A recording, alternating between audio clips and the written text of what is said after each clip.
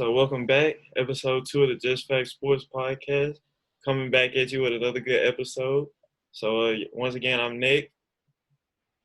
I'm Vance. All right, so we're gonna jump right into it today. Get right into the good stuff. You know, with coronavirus going on, it hasn't been a lot of sports news going on. But one big thing that happened this week was Andy Dalton gets signed by the Dallas Cowboys. 1 year, $3 million guaranteed with incentives that mostly deal with playing time, can take that deal up to $7 million. So what do you think about the sign? I know you're a big Cowboy guy. I'm gonna put it like this. I think they're setting Dak up to not be a Dallas Cowboy next season. For real. Just strictly. All right, so this is my thought process. So Dak wants to be the highest paid quarterback. That means he wanted $40 million. And if he would have won the Super Bowl, I would have gave him $40 million. I would have had him $40 million right there on the pedestal while he's getting the trophy. And the thing is, so now it's dropped to $35 million. So he still wants to be top 5 paid. Yeah. But if they're gonna give Andy Dalton a 1-year contract, I think it's gonna be one of those that cannot get hurt or he cannot play bad either. So if he does one of the two, they're going to bench him as soon as they can. They might even try to trade him. Look, I mean, I wouldn't be surprised. It's just to sign a veteran quarterback that's proven himself, got into the playoffs. I want Dak to get paid. Is he worth $40 million? No. It might be 5 quarterbacks in the NFL. Only quarterback worth $40 million is Patrick Mahomes, and that's it. But that's another topic and another conversation. Okay. Well, I'm going to be honest with you. I can see that potentially happening, especially with Jerry talking about. He was looking at quarterbacks in the draft, a couple of weeks ago. But I see the Dalton sign as more of a insurance policy. Like, hey, Dak might go to Cabo like Zeke, not show up to training camp. We need somebody to step in as QB1, especially with your offense. So I see it as more of an insurance policy over we finna get rid of Dak. Because if you ask me, Dak is in that conversation for top 5 quarterbacks. And especially when you're in the same division as the Eagles. Hold on, hear me out. You're in the same division as the Eagles. Carson Wentz just signed a 4-year, $128 million extension last year. You finna sit up here and tell me Carson Wentz is better than that? I don't think Carson Wentz is worth that money. That's what I'm telling you, bro. All right, that's what I'm saying. But I think it's hard to find a true franchise quarterback in the NFL, if we're being honest. A franchise quarterback is worth however much the market says the quarterback is worth at the time. So I think what Dallas needs to do is go on and give Dak that money. Like Dad said, how you going to go out and sign Andy Dalton when your franchise quarterback isn't even signed to an extension? Okay, so let me ask you this. Do you think Andy Dalton can score with that offense? I think, to be honest, I think anybody can score with that offense. Yeah, they can sign Cam Newton for $20 million 2 years, $20 million each year. But what's that, like 24? You got a 24-year-old quarterback sitting there. Why not just invest in him? He's been the system. Cam is only about 28, 29. Okay. So, I mean, what's the thing? I mean, you don't have to pay him. But here's the thing. I would pay him. Is he worth $40 million? No. But he wanted to take $30 million. So stop being greedy and take what you can get. So that's why he got franchised. He has to prove himself. So you think Dak is being greedy? After a season where he threw 4,900 yards and 30 TDs? And 8 losses. He was second in the league in passing, man. And 8 losses. 8 losses? That's what's going to happen when you got old boy Jason Garrett as your head coach.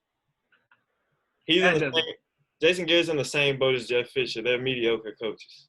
Ooh, I'm not going to disagree. Well, he got fired, so it really does. Mike McCarthy, is he an elite head coach? Does he have a Super Bowl ring? Yeah. All right, then. Does that make him elite, though? He also had Aaron Rodgers. It makes him more elite than Jason Garrett. I mean, we need to go back to you saying Dak Prescott's top 5 because he's not. He is. I love Dak Prescott. I do. Top 5. He's top 10. Top 10? I can get behind that, too. He's like one of those borderline top 5 guys. You know what I'm saying? Is he borderline? Most definitely borderline. Most definitely. I'm a Cowboys fan. There can be an argument made he can be put into that top 5 conversation. The man wins games. That's the most important thing. All right, so is Cam Newton better than Carson Wentz? I think a healthy Cam Newton, like what we saw in his last season with North Turner before he got hurt, Excuse me, most is Dak definitely. Prescott better than Carson Wentz? Oh, Dak Prescott, I most definitely think so. Availability is the best ability. The man has not missed a game in what 3-4 years. Is he Carson better Wentz, than Jameis Winston? Dak Prescott, yeah. Yes. Last time You I agree? checked, Dak didn't throw 30 picks. And I Okay, is he love better James than to Drew death, Brees? but Jameis threw 30 picks. Even Is though he he better threw, than Drew Brees? is he better than Drew Brees? Yes. If I'm a franchise that needs a quarterback right now, yes, Dak Prescott is a I'm better about to log out the Zoom meeting right now, bro. option. Stop. No, listen. Stop. Dak Prescott is a better. If I'm the Cowboys and I could pick between Dak Prescott and Drew Brees right now, I'm picking Dak Prescott. Drew Brees only has 1 or 2 more years left. Dak I Prescott is can name 5 quarterbacks. It's not a competition of whether or not he's better than them or not. okay, but are they going to be able to Would hold the you like franchise me down to long name a term? 5 that is not close? But are they? My question is, are they going to be able to hold the franchise? Patrick Mahomes. That's one. Patrick Mahomes. That's one. Okay. Deshaun Watson. That's 2. Okay. Russell Wilson. Yes or no? Bro, you know what next topic, bro. I'm not about to sit here and argue with you about you say Dak Prescott is better than Russell Wilson. I mean, I think they're in the same tier. I definitely think they're in the same tier of quarterback. Are you okay? I'm perfectly fine. Quarantine is treating me well. How are you? I'm great, Nick. Thank you for asking, man. All right. So I guess we talked Dak Prescott to death. So let's shift our focus to the rookie quarterbacks coming in this year, especially those quarterbacks drafted in the first round. Talking about Joe Burrow, Tua Tagovailoa, Justin Herbert, and Jordan Love. So starting out, let's just see who you think is going to start day one. Who has the best chances of starting day one? Well, of course, Joe Burrow, and I would say Tua. I You don't think think they're gonna start. I don't think they're gonna start Herbert day one. Jordan Love, of course, he's not gonna start over Aaron Rodgers, but the Tua or Burrow, Yeah, I I think would say. I think both of those teams are set up to at least go 500 this coming up season. yeah, I agree with that, but I think what it would be smart for Miami to let Tua just sit a year, just redshirt him, just like what Chiefs did with Patrick Mahomes. Just let Yeah. Tua sit for a year, let him get all the way healthy. He just came off that hip surgery. Even though he's 100%, you need some time to get your body back up to speed, like 100% full playing level. And I think if you just let him sit a year, you still got Fitzpatrick and Josh Rosen. Everybody knows Fitzpatrick is good for a 400-yard game whenever. So Okay. I think the Dolphins should let him sit and just let him get right before they throw him out there in that fire. Okay. Did you watch the Jordan documentary? Of course. All right. So they said something about Michael Jordan back in '86. He had a broken foot, right? Yeah. But he still wanted to play and make the playoffs. I think that's around the same thing. Tua might be the next Michael Jordan. I mean, the jury's still out. I'm telling you. All right, so the jury is out right now. Yeah. If Tua is healthy, he might be the next Michael Jordan. He's up there with Patrick Mahomes talent-wise I if agree. he's healthy. I most definitely think he has, like, out of the top four, out of the first round quarterbacks, I think he's going to have the best NFL career. And that's hands down. Okay, yeah, I agree. I mean, it's one of them things. But also, I think Joe Burrow could be a really nice game manager if you give him weapons. Yeah. I'm not saying he's as talented as Tua, but he could be. He is talented. Like once he learns offense, you can't stop him. So that's why I say he's one of those players that once he learns the offense fully and he gets the weapons he needs, I think he has the weapons now. He has AJ Green, Joe Mixon. They drafted a receiver. They still had John Ross also, Yeah. fastest man alive. So it's one of. I mean, we're gonna see the jet. I mean, it's kind of strong. You got to play the Steelers and the Ravens, but you never know. Yeah. My thing with Joe Burrow is I don't know how well he's going to do in the NFL. I honestly don't know. Because if you look, 2019, 2020, he had one of the best seasons in college football for a quarterback. You go back 2018, 2019, Joe Burrow's like a 6th-round pick. You know what I'm saying? So I don't know how much Joe Brady's influence in that LSU offense helped him out to becoming the quarterback that posted these gaudy numbers. You know what I'm I saying? mean, that's one of those things. It's kind of like there are some really good NFL quarterbacks right now that played on like average teams. They had average numbers in college. I mean, and then the final year in college, they had great numbers. So like Russell Wilson, he was kind of like average. Then he went to Wisconsin, he did real well. Yeah. You had Tom Brady, was kind of average, and then at the very end, he started doing real. Drew Brees in the same boat. So I mean, you never know. It's just one of them things. Some players just progress differently, and Joe Burrow, I think he's one of them players. Yeah, but I will say though, I think Joe Burrow landed like in the perfect spot for him to be a good quarterback. You know what I'm saying? Because you go from a Joe Brady offense Yeah, in college, and then now you go to play for Zach Day, who worked with Sean McVay in Los Angeles when they had like one of the best offenses in the league. Same kind of spread concepts, zone run type schemes. I think he could. I think he could potentially replicate his success from college, but I still think that Tua is gonna have the best long-term career in the league.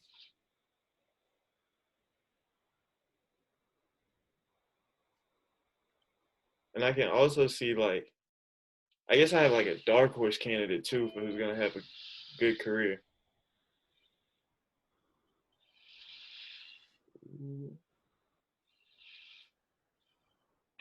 all right. So moving on. All right, for sure. So moving on, coronavirus has pretty much shut everything down. So we're gonna switch gears, look at the NBA real quick, see how everything's going with a potential return there. So season ended was suspended on March 11th. It's still 259 regular season games that have to be played. And so, what do you think is necessary in order for an NBA return? NBA return. Okay, so first of all, if they do return this season, I think the earliest it would be is somewhere between July and August. Yeah, Now I'm thinking maybe July 4th is a target date, but if they do return by July, there definitely won't be any fans. I think they're gonna play in like AAU style where they have like different games at different times in like yeah, one concentrated area. I think they're gonna do it just like that. yeah. So like the little bubble city idea, like either playing at the MGM in Vegas or like in Orlando at Walt Disney World. Yeah, that's the best bet. I mean, but then again, if they do that, it's just gonna be like it, something's gonna have to happen. Maybe you have like the other basketball players come sit at the game and Yeah, sit talk or chat because it's just like nobody just wants to like sit there and just watch them just play basketball. I mean, it'll be fun to watch, but it's just like you want to see a crowd, you want to see people yeah. react. But I maybe have the basketball players come and like sit and watch the games themselves if they want to. Yeah, because I think that's a good point, especially like having it in one area. You can't have fans at the game because it's just like not safe for the overall population. So I think Yeah, like having other players there, and then everybody watches like Ball is Life in overtime, seeing yeah, like when all the AU players are around getting hype. A lot of these NBA guys are not far away from those days, so I think that could turn into like a pretty fun event. Like yeah, imagine like the Pelicans playing and John Moran on the sideline just teed up. You know what I'm saying? yeah, for So I think sure. that's like a good idea, like to create some excitement in the arenas, like having the players there themselves. And Yeah, coming to think of it, we all seen Bron at AAU games going crazy with D-Wade when his son hooping. So yeah. that's a solid idea. I mean, it's a nice way, keep the players hyped up to play for something. Like you saw the interview LeBron had. He said Yeah, he plays for fans. He don't just play just to go play now. exactly. And especially with us being athletes, who really wants to play with no fans? It's just not Yeah, fun. yeah, that is true, man. All right, so assuming like they get a break off, like what teams do you think will benefit the most from the break? from the suspension of the games. All right, so I'm gonna go with two teams, Yeah. one from the Western Conference and one from the Eastern Conference. So the Western Conference, I'm gonna say the Los Angeles Lakers. Just to give Bron a little mini break so he can feel a little bit more healthy going into this last surge. Yeah. Then Anthony Davis, he's prone to get hurt at any time, so this gives him a chance to rest his body up. The Lakers are probably the oldest team in the NBA. Yeah. But here goes another team that if this gets into like August or maybe July or August in the Eastern Conference, the Brooklyn Nets. Oh yeah, hands down, hands down. Getting KD and Kyrie back. It's gonna be interesting to see. Like even KD is only 80%. You saw what he did last year to the Raptors. He scored 12 points in the first 3 minutes of the game. So he could be a spot-up shooter and still score 20 points at any given moment. Yeah, but I agree with the Nets in the East, but I think the team that's going to have the biggest advantage coming out of the break in the West is actually going to be the Clippers. Because you got to think, man, like Clippers, big load management team. We just going to cool out during the regular season, turn it on when it comes playoff time. And especially like their two main guys, Kawhi and PG, big load management guys. PG had the shoulder surgery in the summer, so he should be like 100% back. Stroke should be 100% back. So I think giving them some rest time to come back, go through like a little 2-4 week training camp before they get back in the games is gonna let them I think it's gonna surge them into the top of the West come playoff time. But here's the thing: with all that load management, they never really had time to gel. Exactly. So if you don't have time to play together, and then you come back and you only have a month into the playoffs, yeah, are you really gonna be ready to play that back? I mean, of course they're professional ball players, but the thing is, are you gonna be ready to play other top tier professional ball players? Are you gonna gel together? Yes or no? I think they're gonna gel. I mean, I think we saw a little bit of them gelling, especially like that middle part of what we saw in the season, like right before the All-Star break. But I think just team chemistry as a whole is gonna be off, around the league coming back, because you're only gonna get, like I said, 2 to 4 weeks of like a training camp to get back right for actual games. And so I think everybody's gonna be at a disadvantage either way it goes. You know what I'm saying? All right. At what point? Give me a date of when you would just say forget it and just start next season. I would say if it goes, the NFL is set to release their schedule on May 8th, May 7th, I believe. If they go past into the NFL debut week, I think September. That's like mid-September, September 10th, something like that. So if it gets pushed to September, when NFL starts up, I'd say just scrap it, come again next year. Are you saying it starts back up in September or it ends in September? If it starts back up in September, okay. Just going in, because nobody wants to watch regular season basketball games when the NFL is back. I mean, I kind of do. Just have it during the weekday, and then it's like, oh man, then you got football on the weekends. I mean, yeah, I agree with that, but then you got to think the whole NBA schedule is going to be off because they still got to have the draft. They still got to, give the players time off before they come back. So I think it's just going to mess everything up for the NBA if they push it back past September. Right now, I'm thinking best case scenarios, they come back late June, early July, around the 4th of July. Yeah. And then the season ends September. Yeah. And then right before football season starts. And then maybe, take a little break off and come back Christmas Day. I think that would be best case scenario for the NBA. Yeah. Well, I also think, going back to the bubble thing, you keep all the players in the city, you can wrap up those 250 some remaining games in less than a month. You know what I'm saying? Because you don't have to worry about travel, and you can really play a game every other day if necessary to go and get those few remaining games out the way. So I think, just getting the game started is the biggest issue. I feel once they get the game started, everything else will work itself out. True.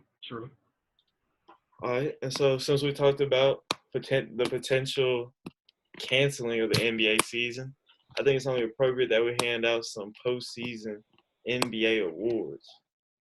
So I think it's only right to start out with the coach of the year. So tell me who you got. Coach of the year, I'm gonna go with the 8 seed out in the West. You know, repping the home city, hometown, Memphis Grizzlies. Head coach Taylor Jenkins in his first year. I think he's done what they're almost at 500, playing 500 ball when they were supposed to be way below. They weren't even supposed to get 25 wins this season. Not even supposed to be in the playoffs. I think the Vegas under/over was like 27 wins for the Grizzlies this year.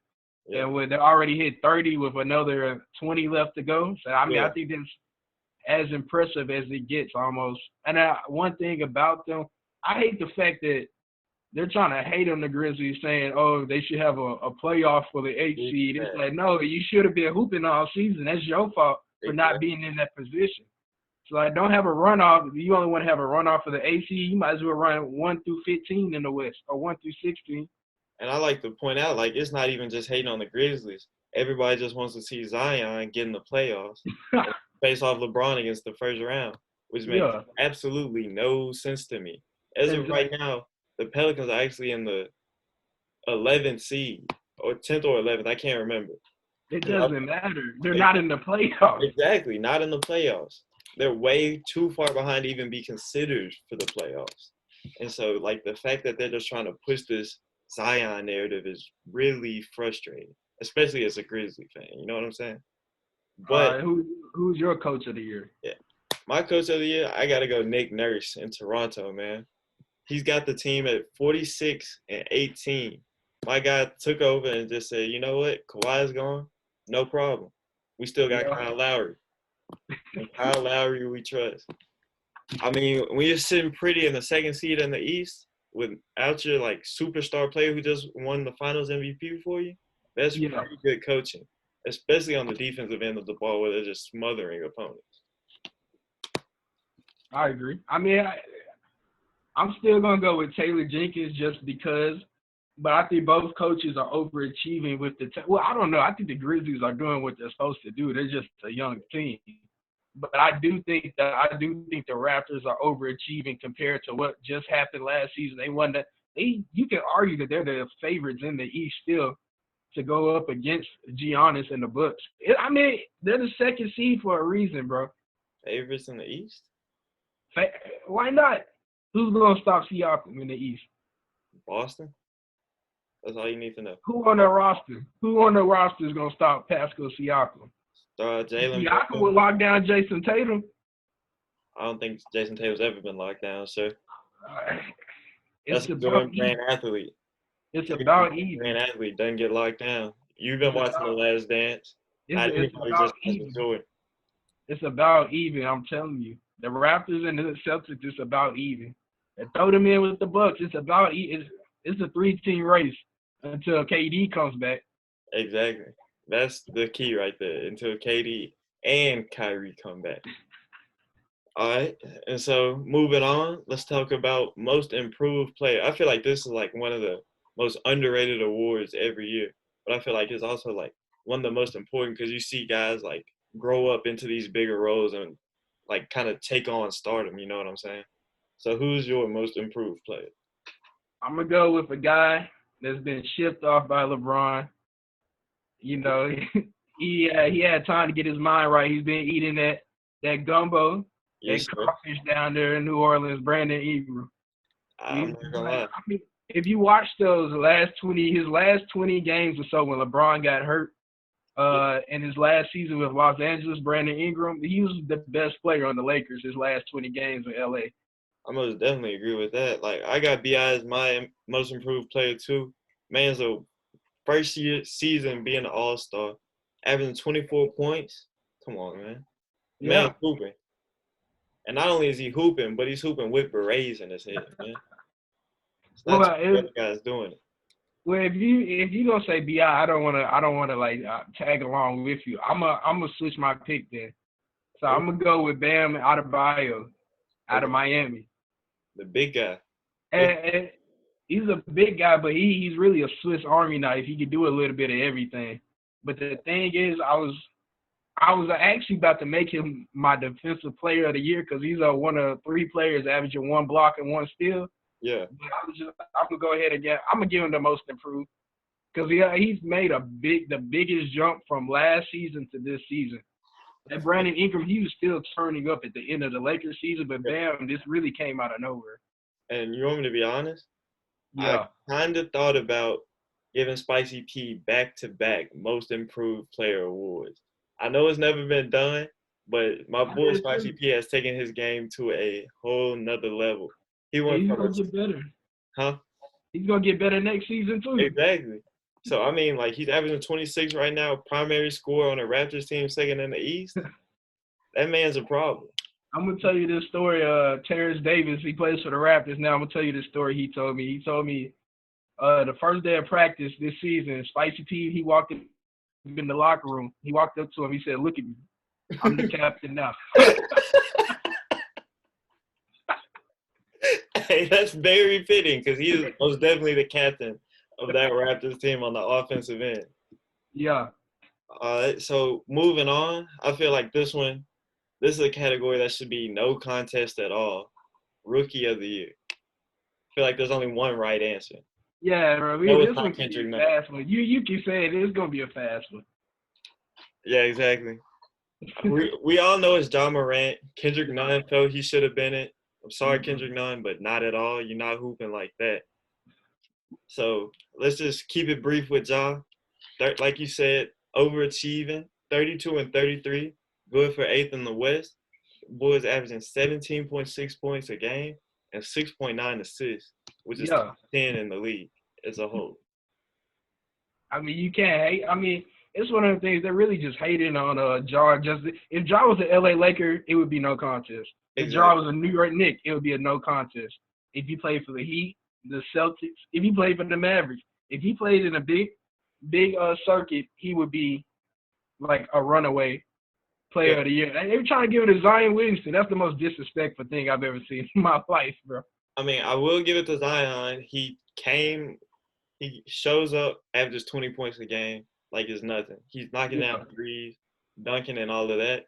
But Ja has been doing this all year. I'm sorry, Zion. Ja has been doing this all year, leading the team.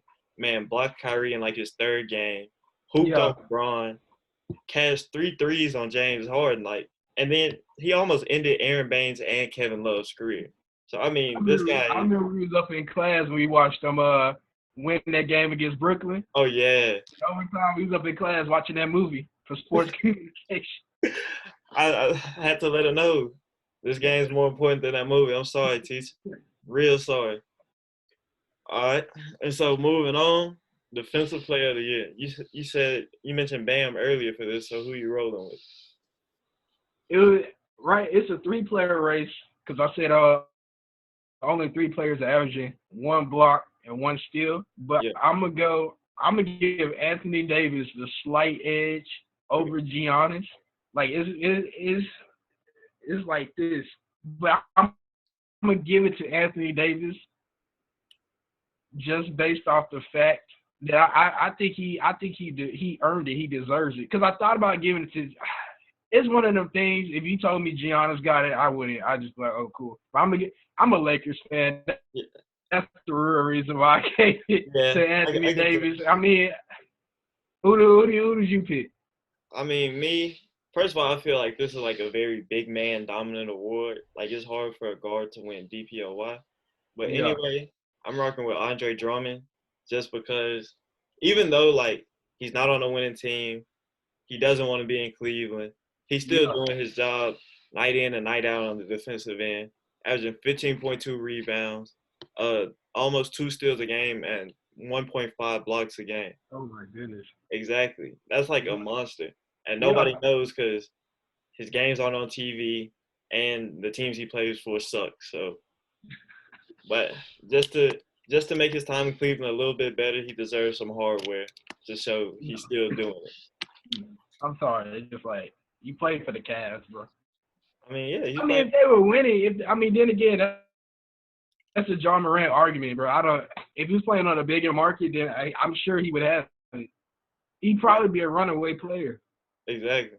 Like, I feel like you said, him hooping in Detroit all these years, he's just an underrated talent. You know what I'm saying? Yeah. He's liable for 20 and 10 every night. Well, I'm not gonna say 20 and 10, 15 and 10. All right, and so moving on, very popular award made popular by Lou Will, Sixth Man of the Year. Okay. You So want to go? You can go first this time. yeah, I'll start this one first. Mine's gonna be a little bit of a shocker, but not really. I'm rocking with Dennis Schroeder from OKC, because that man is a problem.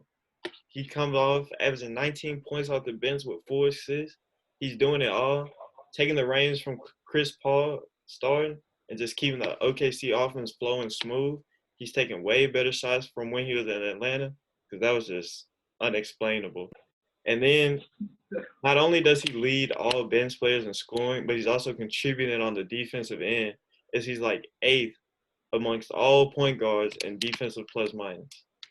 So I'm rocking with the blonde patch, Dennis Schroeder. The blonde patch. Blonde patch, man. He's a great player. To be honest, I thought he was starter for the Thunder. I'm not gonna lie to you. But I'm gonna go with a Clipper. You know, the teammate of the Mr. Six Man. I'm gonna go with Montrezl Harrell because he's averaging 18 points and 7 rebounds so far. Yeah. In this season, and I just think you can't over 18 points and 7 rebounds on a team where you're not even the first option, you're not the second option, you're not the third option. Yeah. You might be the fourth option. Like he's a part of the core 4 of that team. With I mean, they just have so many like legit players for you to still be able to stand out like that, to come off the bench and average 18 and 7. With when you got Kawhi Leonard, Paul George, Lou Will. I mean, even Pat Bev is a problem on that team. So it's one of them things. And then now they got They got one of the twins or one of the Morris twins. Yeah. For him to be able to stand out like that, I think you got to give him some recognition, give him the 6th man. Yeah, I mean, he is most definitely a problem. And I think, especially like looking at 6th man, the Clippers just have like a really good rotation where you can sit Paul George and Kawhi, and then in come Lou Will and Montrez, and you're not losing a beat. You know what I'm saying? Yeah. Especially on the offensive end and when it comes to energy, you're not losing a beat at all. And so, I mean, I was feeling kind of guilty because I wanted to give it to another Memphis guy, you know, D Rose. yeah, He's doing real good up in Detroit, but I was like, if they were winning, I would have given it to Derrick Rose. But it's one of them things. He's kind of on a losing team right now. yeah. Hopefully somebody come save him or like give him some help up in Detroit, or maybe he can come to the Lakers. You never know. Anyways, so I mean, but I'm gonna go ahead and go with Montrezl Harrell. All right. And so last award, biggest award, MVP, most valuable player. Yeah. Who is your MVP of this season so far? LeBron James. There's only one answer. I mean, I love Giannis. Giannis has up next. Like once LeBron is done, it's gonna be Giannis's league. You know, it's a wing dominant league. So you know, we went from Dr. J to Larry Bird to Michael Jordan to Kobe to LeBron. And it's gonna be, I mean, it's gonna be Giannis's. Like I love Zion, but it's Giannis's league, bro. So it's one of them things. But right now, LeBron is not passing up that torch. Okay. If you take Giannis off the Bucks, I think they still win 40 games. If you take LeBron James off the Lakers, they might not win 30. I think they win 40. They still got Anthony Davis. No, they had Anthony Davis with the Pelicans up in New Orleans. The Pelicans also didn't really do a good job of surrounding him with complementary talent. Okay, so who's the third best player in the Lakers? I'll wait. Third best? Third best player in the Lakers. Depends on what night it is, to be honest. Oh my, exactly. You want a bona fide player that you know is going to give you 20 points a game. 15 to 20 a game. You want one of those players. But the thing with the Lakers is they have created a roster that is basically a bunch of shooters to surround Bron and AD. So there's not like a bona fide, scorer outside of those two on the team. But like You know what I'm saying? I mean, but, all right. So how many games do you think the Lakers win without LeBron? I'm gonna say 42. 42 games. How many games do you think the Bucks win without Giannis? You know what? Let me ask you that question. Yeah. Who, like you take, like you said, who's the, I guess, third best player on that Bucks team? Or, as Okay. a matter of fact, give me the second best. Give me the second and third. Chris Middleton. I don't really like the way Chris Middleton, who I think he's Man. hype, but continue. All right. So Chris Middleton is the second best player. And Yeah. then who? Brook Lopez. Brook Lopez over whoever it was. He was the third best player in the Lakers last season. Oh, I mean, it can be argued he was the third best player in the Lakers last season. But I mean, it's either him or Wes Matthews, and they're both like bona fide starters in the league. yeah, just like Danny Green is a bona fide starter. Lamore Okay. is a bona fide starter. Avery Bradley is a bona fide starter. So Rondo is a bona fide starter. right before the season ended, there was a weekend of basketball, and the Lakers played two teams. Yeah. They played the Los Angeles Clippers, and they played the Milwaukee Bucks. And they won both games. They won both games. And you know who was the best player in both games? LeBron. LeBron James. And I'm telling you, man, he's 37. He's 37. That's fair. He's 37 hooping. 37. You know what? As a matter of fact, let me tell you my MVP. Because he's younger than 25. My MVP of this season is Luka Doncic, man. I think you tried to make the argument with LeBron. You take him off the team, the Lakers don't win anything. You take Luka off the Mavs don't even sniff the playoffs. Right now, the Mavs sitting 7th in the West. Luka's almost averaging a triple-double. He's averaging almost 29 points, 9 rebounds, and 9 assists. One of only 3 players in NBA history to do that. The other 2, Russ West and Oscar Robertson, man. So I think, hands down, Luka MVP this season. Hello?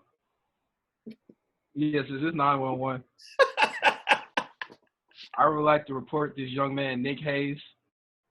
I don't know. I think he is high and dangerous right now. Thank you. But here's the thing. Don't ever say Luka Doncic ever again in your life. Ever? Maybe in 5 years, maybe in 3 years. But no, it's not. No. Luka's up now. That doesn't matter, bro. I'm sorry. It just doesn't. But most valuable player is the player who brings the most value to his team. So why isn't it? It could be John Morant then, if that's what you're saying. That's what you're saying. Yeah, it could be, but it's not. Because Luka's almost averaging a triple-double. Okay. So? He's putting the team on. It doesn't matter. It does matter. Not only is he putting the team on his back, when they need him, he's there. He doesn't fade. He's always there. Play the Lakers, he's got 35 for you. 35 on LeBron head. Your MVP. 35. Let that. Huh? In an L. Okay. I mean, in an L. LeBron is winning these games. So I really don't see how. Okay, so right now they're winning. Right now, Mavs Lakers is 1-3 in favor of the Lakers. Yeah. And also, you got to realize this is Luka's first year with Kristaps. So, of course, especially those early games, it takes time to get accumulated. But the Mavs won the last one. So, I'm just throwing that out there. They had time to come together. They beat the Lakers. Oh, my goodness, bro. LeBron is the most valuable player of this league. You think that? Any team right now, they're championship contenders. Any team. Okay. I don't dispute that fact. If you throw Luka and LeBron both on the Phoenix Suns. So let's say this is a 3-player race. It's Luka, Giannis, and LeBron. Yeah. Out of those 3 players, which one, if you throw them on the Phoenix Suns right now, which one of them would get the Phoenix Suns the most wins? Luka? What kind of question is that? You need a reason? Because, I mean, I feel like Luka's hooping is enough reason. Step back threes, the ability to score from all three levels. Yeah. If you ask how he's describing LeBron, I don't know, bro. I mean, to be honest, that's what I was gonna say. Luka is this generation's LeBron with a strap. Bro, next topic, bro. Please, I'm not about to sit here and argue with. Right. So tell me I'm wrong. Yes. How am I wrong? Yes. How am I wrong? What's the difference between Luka and Bron? Not even talking about MVP. What's the difference between Luka and I'm not about to argue with you. You know, what is the difference between Luka and Bron? Talk to yourself, bro. But I am perfectly fine. Just tell me what the difference between Luka and Bron. I'm not about to argue this. You can talk to yourself. I'm not gonna talk to myself. This is a two-person podcast. I'm gonna throw this on a Twitter poll. What? Who's better, Luka? Who's better, LeBron or Luka Doncic? Well, I mean, everybody knows that people on Twitter just love LeBron. Every time they don't see it. Okay. But LeBron has stands on Twitter. Whenever somebody says something about Kobe, somebody got to say something about Bron. Ooh, Bron did this too. Yeah, also Bron has only won 3 finals. He's won 1 out of every 3 finals he's been. I saw LeBron James go against the greatest NBA team assembled and drop 51-8-8 in game 1 of the NBA Finals. Okay. Ooh. Ooh. AI did the same thing. Okay. And AI deserved to be the MVP that season. I know he did. 2001 against the Lakers. Okay. What? And so you say he knows hold on. But LeBron doesn't deserve it. First of all, you're talking about a season past. We're talking about this current season. And LeBron James is the best player, the most valuable player in the world. You can make that argument? Yeah. I believe Luka is the most valuable player. And I'm going to stand on that. I'm not going to switch. I'm never going to switch. Because you know what also just came to mind? Yeah. LeBron finna lose some clout with me. He lost some respect with me. How? How you going to do a Space Jam 2, bro? You're not Jordan. It's just not right. What do you mean? You're ruining a childhood movie. You think so? I know so. What if it's just as good? The only way it could have been just as good is if it was with Kobe, R.I.P. Yeah. I mean, to be honest, I'm going to tell you what's going to happen in Space Jam 2. We're going to get down to the 4th quarter. They need LeBron to get a bucket, and guess what he's going to do? He's going to pass it to Lola Bunny in the corner. He's not going to take the shot. He's not going to. He's going to pass it to Lola Bunny in the corner. He's not going to win the game for the Looney Tunes. I'm just going to let that be known. That actually might happen. I can definitely see it happening. He's supposed to go for a game-winning layup. He's going to kick it out. Exactly. And then his headband's going to come back, and we're going to see that atrocious hairline. He's going to pass that Elmer Fudd in the corner. Oh, man.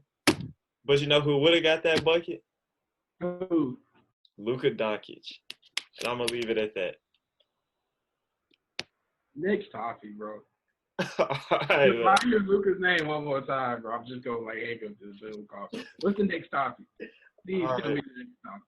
To be honest, we're at the end. I think it's been a good one. Hope y'all enjoyed this one. Hope y'all, as a matter of fact, in the comments below, drop who y'all think the MVP is. Whether it be Luka, Giannis, LeBron maybe, or even James Harden. We want to hear your thoughts. Leave questions, all of that. We'll get to all of it. So just make sure y'all follow us on Twitter. Check out our website. We got some articles posted. Hope y'all stay safe out here. Yeah, just remember, it's not hot takes. It's not opinions. It's just facts, man. 100. We'll catch y'all next Monday.